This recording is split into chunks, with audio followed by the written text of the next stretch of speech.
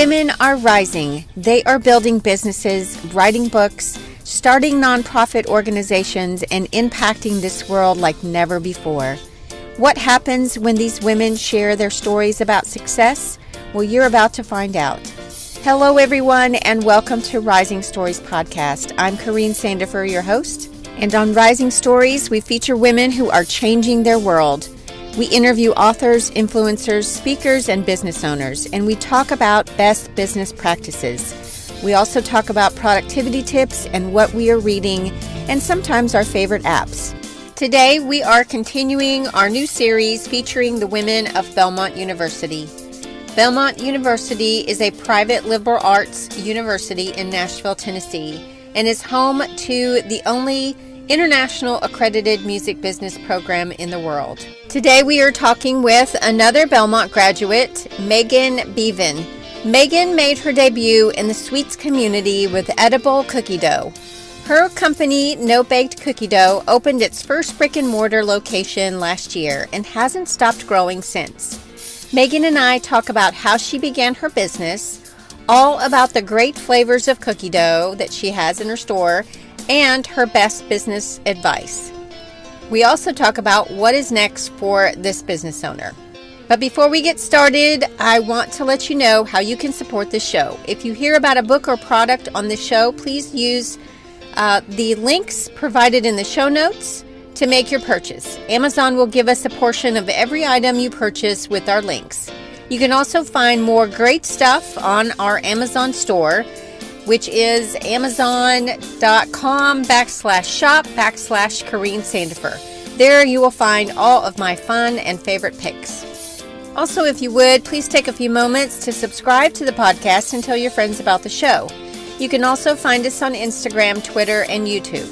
Catch my Sunday night productivity tips on Instagram each week as we prepare for an awesome week by doing a few things that will keep us focused and on track. Here is my conversation with Megan. Hi, Megan. Hi. Thanks for coming on Rising Stories. Yes, thank you for having me. I'm so excited. I wanted to talk to you about your business. You have this place, and like I said before, hopefully by the time this airs, I would have already tried it. Yes. But I want to go eat some NoBaked Cookie Dough. You have like a couple of stores. Are you just in Nashville? No. So we actually have 5 stores that are currently open. So we have 2 in Nashville, 1 in Louisville, Kentucky, which is where I'm from originally, 1 in Lexington, Kentucky, and then 1 in Chattanooga. And our next one is set to open in Springfield, Missouri. Oh, wow. So we're kind of all over. Yes. So that's going to be a total of 5? So that'll be 6 once the Springfield location opens. Gotcha. And how did you get your start? How did this come about? Yeah, so it's kind of something that really just happened. So I am originally from Louisville.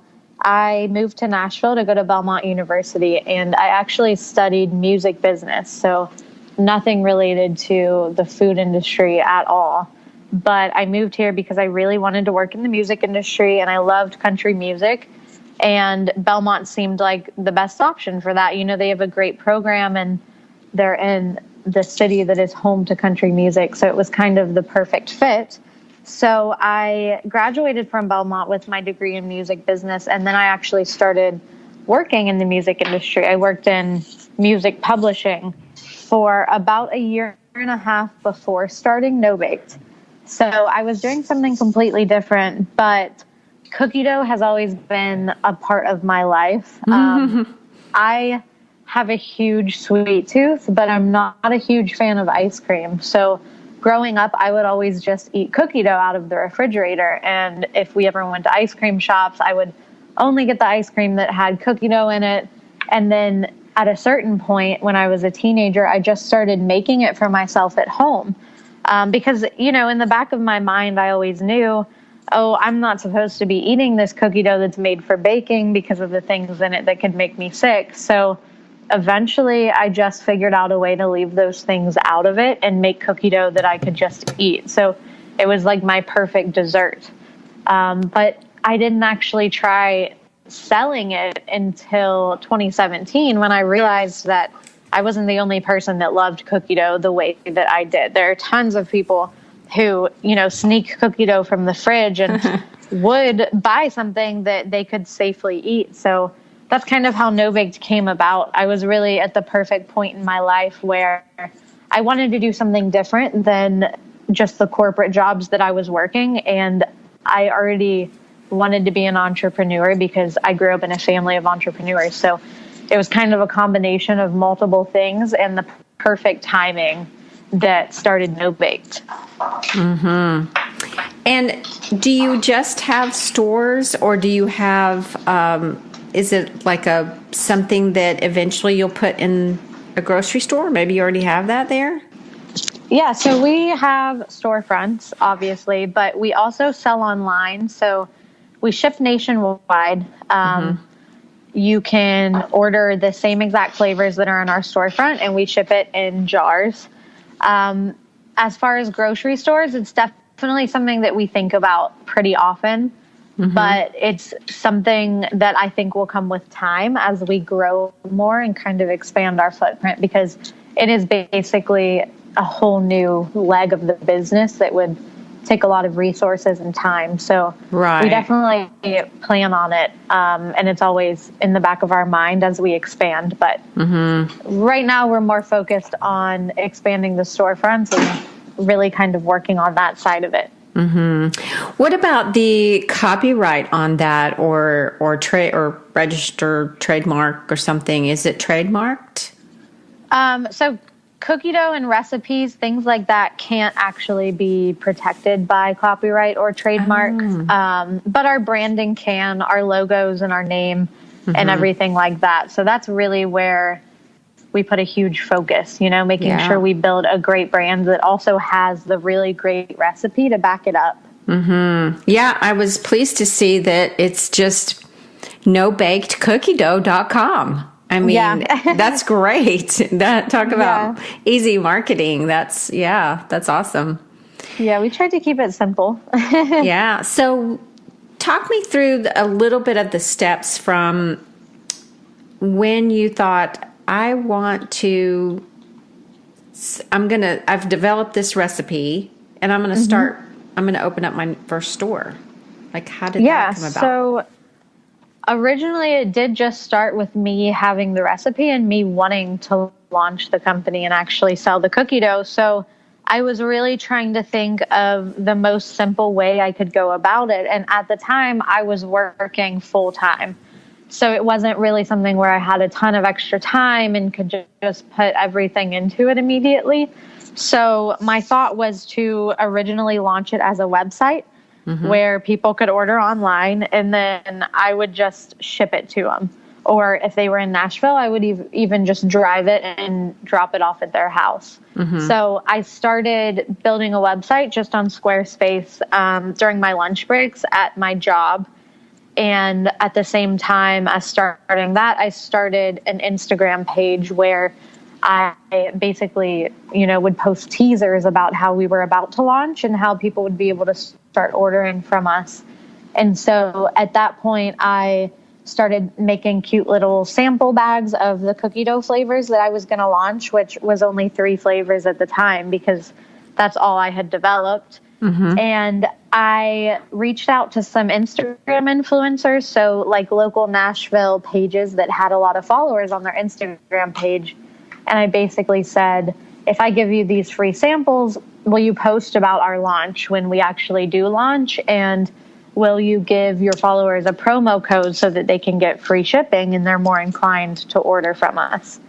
So that's basically how I started it. I did all of that while I was still working full time. And in my mind at that point, I think I figured it would just stay like that. Like my goal was to have enough online orders to where I could leave that other full-time job and just focus on NoBaked. But I did think that it would just be an online store and something where I shipped to people. And that would pretty much be the business model. So I launched it, and all of those Instagram influencers posted about the product the day that I was launching it. And I got enough orders for me to really sit back and think, I can definitely do this. Like, I could make this a full-time business. I can make more people become aware of it. I know people will order it. And so that same week that I launched it, I ended up leaving the job that I was working. And that same week is also when I started getting invitations to come to events around Nashville.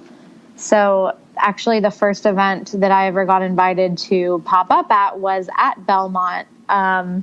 They have this student-run record shop that's right on Belmont Boulevard, and that record shop was having a party for National Record Day. And so they reached out to me and they said, hey, I know you're an alumni of Belmont. We think your cookie dough is really cool. Would you ever consider coming and selling it in person? And I hadn't really thought about doing that, but I figured, why wouldn't I? You know, this is the perfect target market for this product. So that next weekend, I had ordered like a pink pop-up tent on Amazon and, you know, some little printed off sign with our logo on it.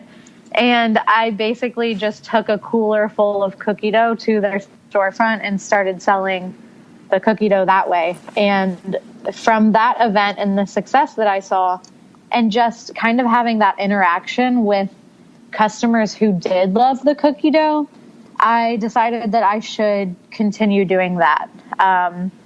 So that was the moment that the business evolved from just being an online store to actually having this mobile shop where for the rest of that summer, and this was 2017, I hopped around to different events around Nashville. I set up at local businesses like White's Mercantile. I pretty much went anywhere and everywhere that they would let me go. And I sold the cookie dough out of a cooler. And those pop-up shops were so successful that I started getting repeat customers who would come back every week and they'd start asking, you know, when are you going to release more flavors? We've tried all three of these so many times. We want to see more options. When are you going to open your storefront? And so that was the moment when I realized I could take this a step further. Like, I have repeat customers already in Nashville who are asking me to open a physical location. So that was the time where I realized I could open a storefront. So at that point, my husband, who was actually my fiance at the time, also left his full-time job. And he joined me to kind of push NoBaked to the next step, which was opening a storefront. So we spent a couple of months going around Nashville, looking for real estate, trying to get someone to lease to us, basically, which was super hard because, you know, we were two 23-year-olds who had nothing to show for ourselves. And so everybody kind of looked at us like we were crazy. And we were about to open a shop that was not a proven concept, you know, a cookie dough shop. Like, who had ever heard of that before? So getting that first storefront was a really big challenge. But once we got it and once we opened it, the rest kind of just made sense. The expansion and opening more stores, it all just seemed to fit. And this business model has worked really great for us since then. Yeah. Wow. What a story. That's awesome. I love that. I feel like it was a great progression of you stepped out and did something, and then that was successful. And then you did a little bit more and did a little bit more. And then I love when people get to quit their jobs and start doing their passion, what they love. Yeah. And of course, as a female, I love that you were able to bring your husband along, and he's like, I'll help you.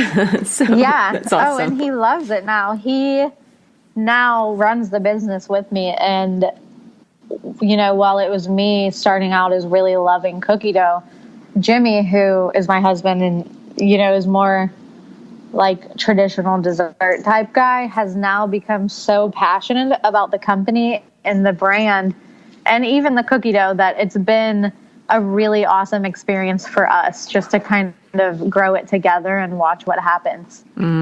That's awesome. What are some flavors? Tell me what the 3 flavors you started with, and then tell me what's probably the most unique flavor that you have now. Yeah, so we started with chocolate chip, confetti sugar, and at the time it was called double chocolate chip. So chocolate chip is obviously, the classic cookie dough flavor. And then confetti sugar was the first dairy-free option that we introduced, and it's basically just a sugar cookie dough with sprinkles in it. And then at the time, what was called double chocolate chip was a chocolate dough with chocolate chips in it. Since then, we have now switched the recipe a little, and it is brownie batter chip now. So it tastes more like brownies, which is really awesome. That sounds but those really were, good. Yeah, it's delicious. But those were the original 3. In our stores now, we offer about 10 different flavors. My favorite one is s'mores, which is probably one of the most interesting ones we have too, because you don't necessarily associate, s'mores with a cookie dough, but we basically combine the cookie dough with chocolate and graham crackers and marshmallow fluff. So it really does taste like you're eating a s'more. That sounds delicious. I bet that's a good... What's your best seller? Is it just the regular chocolate chip cookie dough? Yep. Chocolate chip is by far the best seller. Yeah. So you say it's called NoBaked Cookie Dough, but can you bake it? You can. Yeah. So originally you couldn't, but I spent some time tweaking the recipe until, you could actually bake it into cookies. So it makes really great cookies. My favorite flavor of cookie dough that we sell to turn into cookies is red velvet. Ooh. Yeah, they make the most amazing cookies. I've never heard of a red velvet cookie, but that sounds... Okay, well, now I've got my order set. I'm going to do the regular cookie dough, and then I'm going to bring home the red velvet to cook. Yes. And make into it. So are any of them vegan? Yeah. So we have 2 different vegan flavors. The confetti sugar is vegan, and then peanut butter is vegan. Oh, that's good. Yeah. Because I know that's, you're in Germantown, and I'm sure there are a lot of vegans that are wanting that. So that's awesome. So now tell me what a day in the life of Megan entails with your running your little empire. Yeah, to be completely honest, every day is a little different, but I balance my time between our office and then our storefront. So a good example is this morning I was in Louisville because I had to be at the storefront there yesterday to welcome our new store manager and go through some basic training with her. And then this morning I had to drive back here to Nashville to get to a meeting by noon. Gotcha. So I kind of spend my time split between doing the typical office work, the emails and the marketing and different phone calls. And then I like to spend time in the stores too. I still develop all of the flavors. So if I want to come up with a new flavor, I usually go into the kitchen and I just start whipping things together. And I also like to know the employees that are working in each shop so that, we can talk about the company and kind of where they see it going and suggestions they have. So I like to split my time between the stores and then doing all of the things that I have to do in the office to keep the company going. Yeah. Wow. And, you're not alone in the fact that there are some other amazing companies that just kind of sprung up here, or I guess eateries. And when you were saying that you still split your time between the stores, I'm thinking about the guy who started Hattie B's. Yeah. And that he still is wanting to, like, he's not franchising. He's still very connected to his employees and his people and the people that are running the stores. And I love that because I feel like it's rather than just kind of explode and start franchising and you're losing, I feel like you lose something there rather than... Yes, you do, for sure. Taking it slow and really staying connected. Yeah, and I really have put such a focus into kind of building a brand, not just, the product that kind of speaks for itself, but a brand that will really attract people to come into the stores. And so when they come into the stores, I want those stores and the people in them to represent the brand well and to give people what they're expecting. And I think the best way for me to do that is to actually spend time in the stores communicating that with the people who are actually there every day. So I think that's something, you can't really replace that. You kind of have to put the time in to make sure the storefronts are reflecting the brand the way that you want it to. Yeah, absolutely. Yeah. Well, what's the best business advice that you've ever gotten? So I honestly have gotten a ton of business advice, especially because my parents have been business owners for over 30 years now. So I kind of grew up listening to them talk about the business. But when it comes to advice that I actually, I try to seek out advice, if that makes sense. So I will read books by founders of companies that I really admire, to try to get that inside perspective of what it takes to get through this phase, the beginning phase, to actually build something really great and recognizable, which is what I want to do. And so it's not necessarily direct advice that I received, but I recently, probably last year, read the book Shoe Dog by Phil Knight, which is the founder of Nike. And the very end of his book, after he tells, the story of how Nike got started and all of the struggles that he went through and the weeks where they just didn't have any money, but they were selling so many shoes, and what they did to kind of solve all of their problems they had as a startup. At the very end of that story, he writes about 2 pages pretty much dedicated to entrepreneurs. And he even says, to all you people who are trying to start businesses and you're in your mid-20s and you're just trying to figure out what to do, you just have to go after what you're passionate about. And if you are passionate about something and you put all of the work into it that you possibly can, then you are bound to be successful.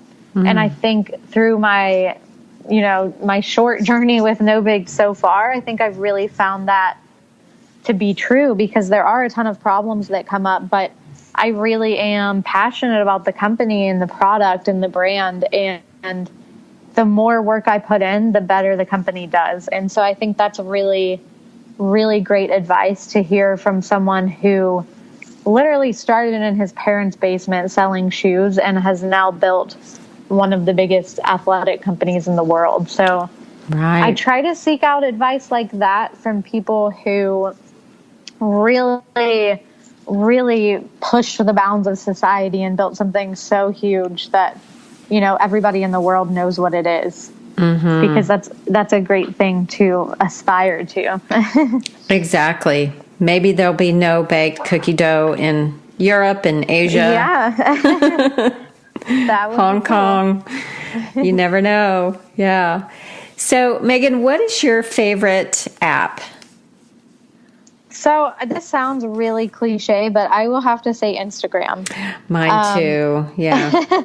And it's not just because I like being on Instagram, which I do, but I honestly think that it revolutionized the way that you could market to consumers. Absolutely. Before Instagram, I don't think social media was really being taken advantage of when it comes to advertising and marketing. And I built a whole entire business on Instagram. That's how I started marketing NoBaked. I still put a ton of effort into marketing there. And I just don't think there's something else that can reach so many people in the exact market that you are trying to reach and that you choose to reach at such a cost-effective way. Yeah. So it is my favorite app because I love seeing photos and browsing through different travel pages and fun things like that, but also for business, I think it's just so helpful if it's taken advantage of. Yeah, that's my favorite as well. What books are you reading besides, you said Shoe Dog? Did I already ask you this? Yeah. No, you didn't ask me. But you mentioned Shoe Dog, which sounds like a good book. I'm going to have to put it on my list. Yep. Shoe Dog, I think, is just an amazing story because Phil Knight, the founder of Nike, he only tells the story up until Nike goes public. So you really only get the, struggling part of Nike. Yeah, which is really valuable, I think. But the other book that I'm reading right now, and I'm actually almost finished with it, is the biography of Elon Musk that was written by Ashley Vance.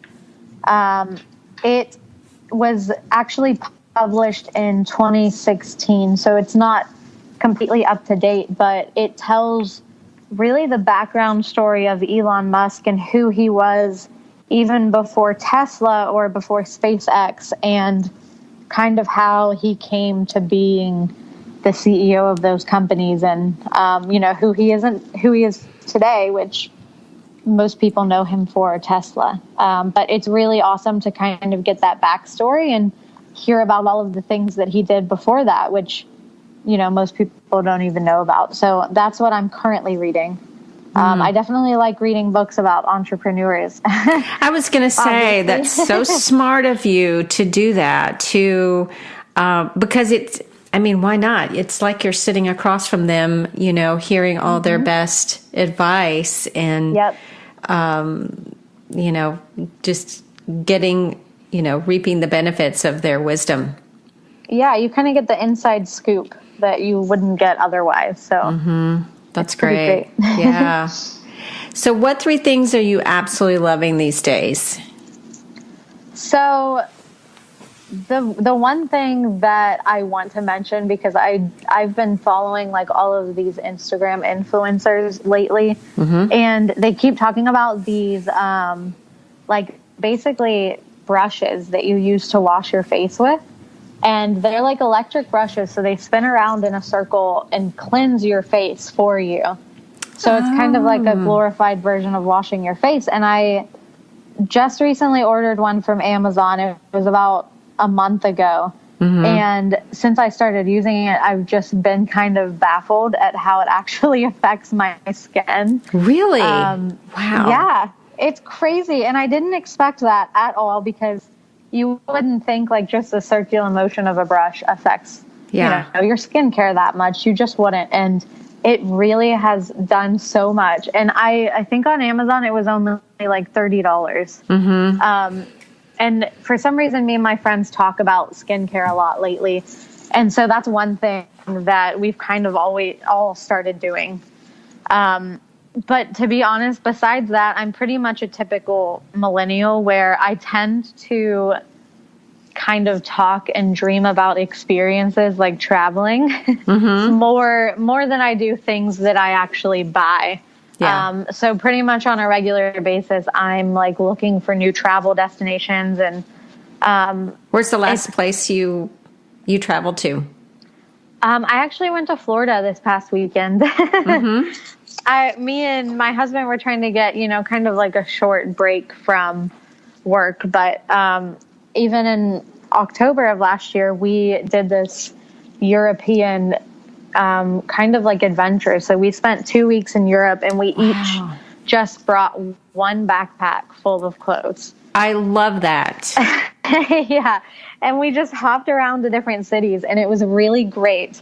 And since you mentioned apps earlier, it's crazy. Like things like Airbnb that were originally just for, finding a place to stay have now turned into this all-encompassing travel app. So I will get on Airbnb and I'll find like random experiences in different places around the world and kind of like things you didn't even know you could do in different places. And so, honestly, I share those things with my friends and with my family more than I do anything else. just because I love traveling so much. I think I love looking through those Airbnb. And then for those of you who don't know, you go to Airbnb.com, and instead of looking at the where to stay, there's like an experience section. Mm-hmm. Yep. And you can like go to somebody's house and have like a 5-course meal. You can have a photography class, near the Eiffel Tower, or, just all kinds of things, cooking classes, and all pottery, glass blowing classes, and so many things. And there's a whole bunch of them here in Nashville as well. That's awesome. I love that. Yeah. I love it's interesting for sure. Yeah. So are you planning your next vacation? Yeah, to be honest with you, I'm always kind of planning that next trip. But the one that I am focusing on right now, especially on Airbnb, is Joshua Tree National Park. So my husband and I's anniversary is in June, and we kind of wanted to do a trip, but not a trip that was just to, a beach or something typical like that. So we looked into Joshua Tree because we both love the outdoors and hiking and things like that. And there are just the coolest places to stay, and you can hike through the park. And then at night you can see pretty much all of the stars because there are no lights out there. Wow. And it's just a really cool place that will also be relaxing. So that's what we're working on right now. Cool. Do they have yurts? I've heard of those. I think they do, yeah. Yurts. You kind of have to look for those, though. It's like a tent, like a big tent. Yeah. Yeah, that's awesome. Okay, so last question, since you're in Nashville, what is your favorite Nashville restaurant? My favorite restaurant is Tavern. And I'm a fan of M Street in general, which is kind of the parent company of Tavern. They own Whiskey Kitchen, Modo, Cane Prime, Virago, which is another one of my favorites. But I just love Tavern. I love the food that they have and the environment, and I live really close to it, so I go pretty often. Yeah. What's your favorite thing to get there? I get the egg rolls for an appetizer because they're like Philly cheesesteak egg rolls, so they're super good. And then I get, they're actual Philly cheesesteak inside of it. No way. And then I get, and I get the grilled chicken skewers as my main entree. Okay. I am planning a whole day based on this podcast. I'm going to do the Tavern, and then I'm going to NoBaked Cookie Dough. I'm set. Yep. I am set. That sounds delicious. Yeah, I've heard of Tavern, and I've never been. Is it in Midtown? Is that the Midtown one? Yep, it's in Midtown. Yep. Awesome. Yeah. Well, thanks, Megan. I am so thrilled that you are doing this and that you are meeting the NoBaked Cookie Dough needs of America and beyond. And I'm so glad you invented that, and I can't wait to hear more about your story. So keep us posted on what's going on. Yes, I will, and thank you for having me. If you are in Nashville, you will want to stop by the NoBaked Cookie Dough place and grab all of the flavors. Or if you have a computer, you can also go and grab all of the flavors of cookie dough. You can go to www.nobakedcookiedough.com to place your order. Megan, thanks so much for following your gut and taking the plunge to start this business. Today's music is by Ben Sound, and our sponsors are Audible. You can get a free book by joining with the link provided in the show notes, and by Amazon. Thanks so much for listening, and keep rising in your story.